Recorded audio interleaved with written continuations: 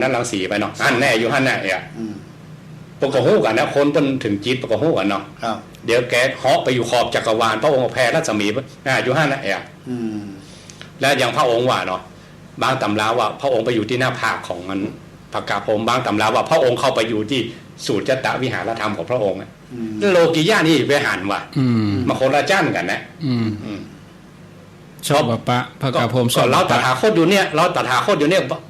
มีไหนก็มีไหนก็ชอบหากระเสียงอยู่เยอะแยะกะยอม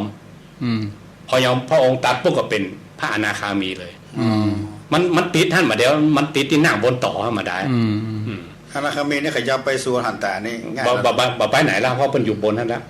บ่ไปไหนเพราะ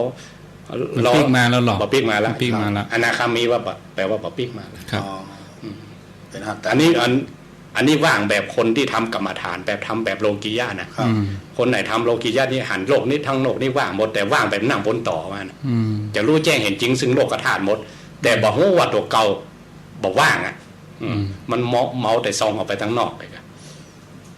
แต่ว่าถ้าในพระพุทธศาสนานี้พระเจ้าปีนพอเข้าไปทางไหนทลายความเป็นตัวเป็นตนนี่ก่อนทลายผมขนเวทผมขนได้ฟันหนังแล้วสภาวะสตินี่ก่อนสภาวะความว่างเนี่ยโดยส่วนมากที่เขานั่งอู้เนี่ยมันต้องเป็นโลกิยะเป็นฟังสิ้นแล้วเขาจะเอาวิธีเนี่ย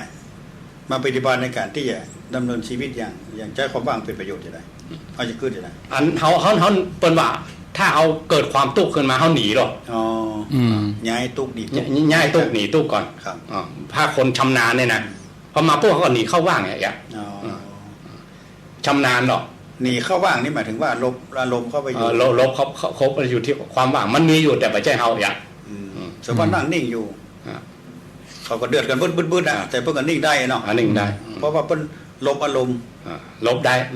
หูก็ได้ยินอยู่นะแต่ว่าสมมติเอาอาการขึ้นมาว่าเหมือนเขาอยู่ในป่าอย่างวันนี้ผมมีคนเหมือนกับทุกเจ้าทั้งหลายอยู่ในบุพารามแต่บ่มีเจ้าบ้านคำนี้จะต้องเคยฝึกเรื่องสมาธิมันนะเพราะคนที่ฝึกสมาธิจริงๆเนี่ยจิตนิ่งได้ขนาดที่สิ่งอื่นวุ่นวายได้หรอยังบอกได้ว่าเพิกได้หมายว่าเปลี่ยนอารมณ์ได้เปลี่ยนจากว่าเจ้าบ้านเดือดกับเจ้าไก่มาอยู่วัด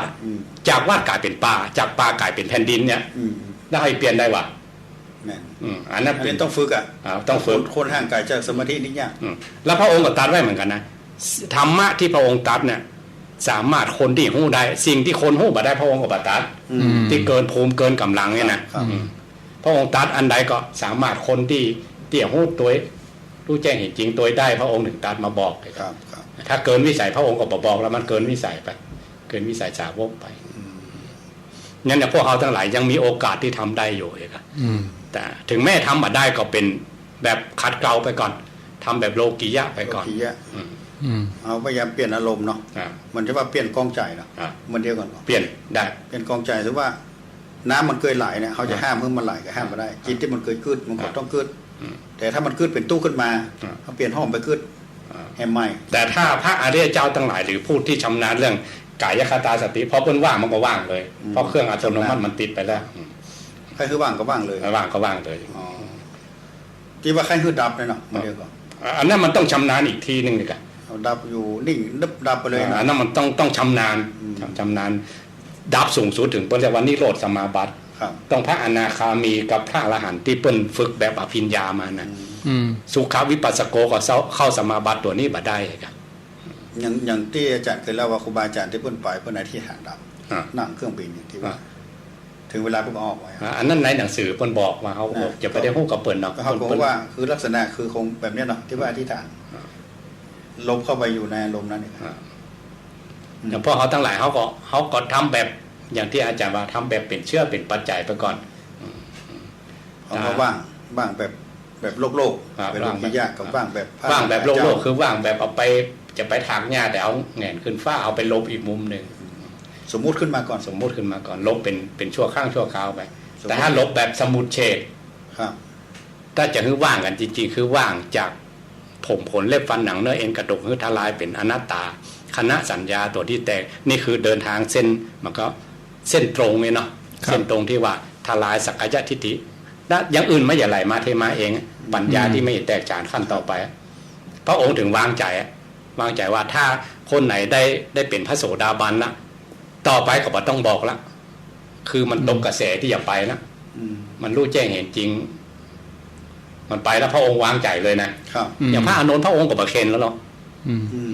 เพราะมันรู้แจ้งเห็นจริงเพียงแต่ล้อจะคัดเกลาคือแจมแจ้งคัดเกลาที่คืออาสาวก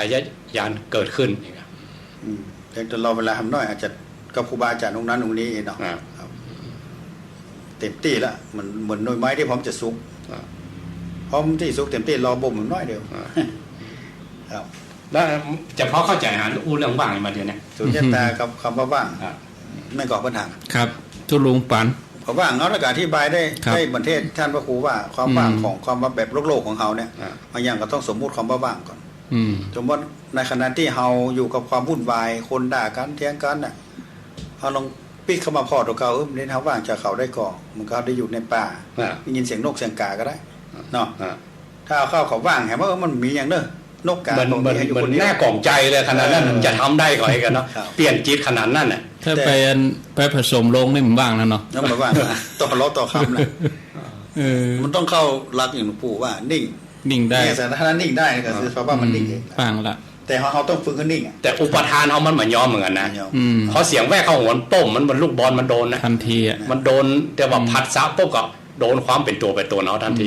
ครับยิ่งกระทบต้นสอบอยู่กับโดนตีเข้าหูกับทันที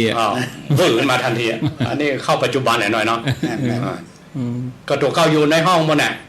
ก็ถ้าทำใจมันก็หน้าของใจเราก็ได้แต่มันทำมาได้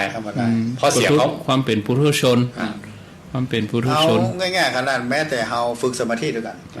มันนั่งกันเงียบๆเนาะมีคนเปิดประตูตั้งอย่างละ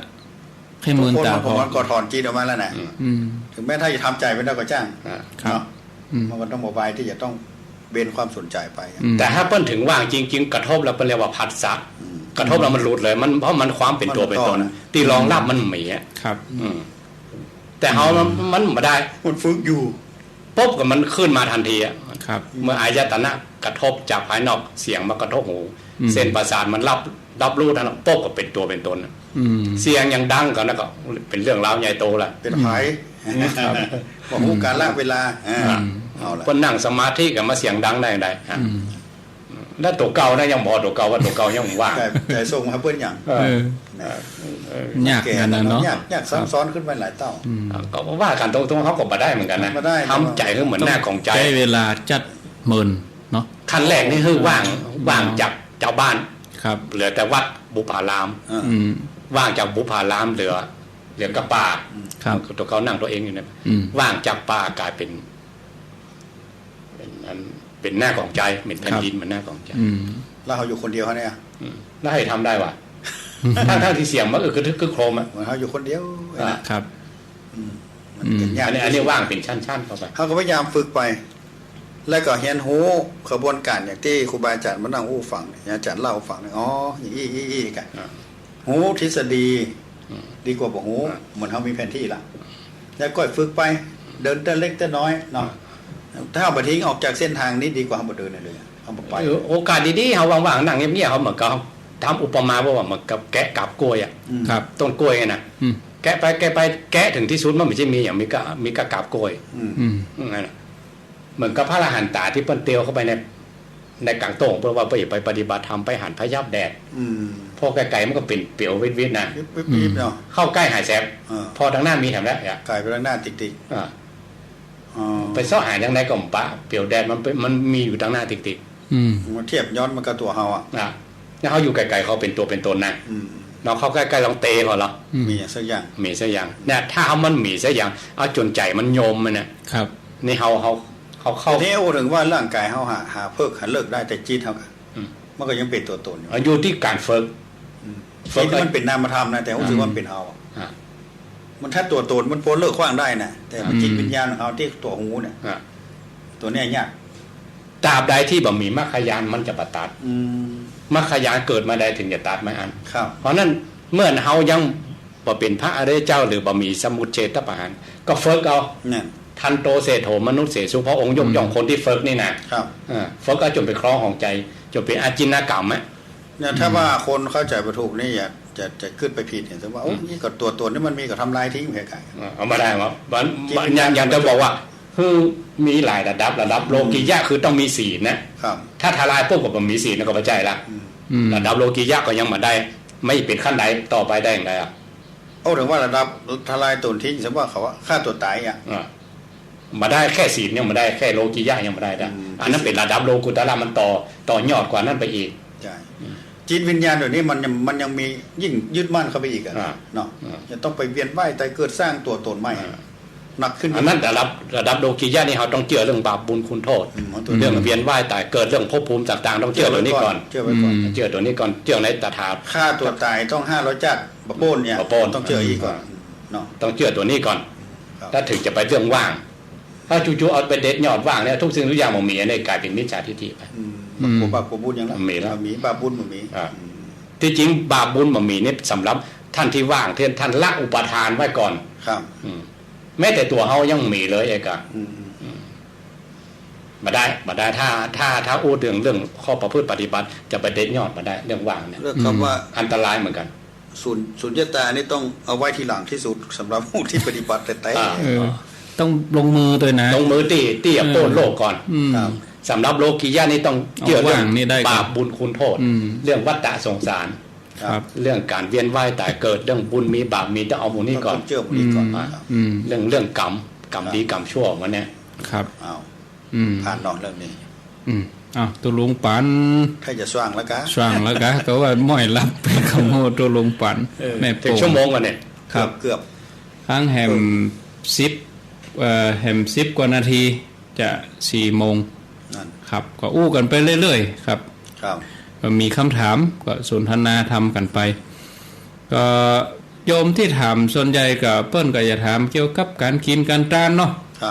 ถามเรื่องทานหั่นทานนี่โลกิยะหรอครับแล้วก็กุตละนี่ก็คือส่วนมากคนที่เรียนหูพ่องที่เปิ้นปฏิบัติมาพ่องปฏิบัติแล้วก็อ่านตำรับตำราครูบาอาจารย์เขาเปิดกว้างเนาะถ้าโยมจะถามคำเดียวก็เตรียมไว้ได้หรือว่าโยมปฏิบัติมาแล้วมีความ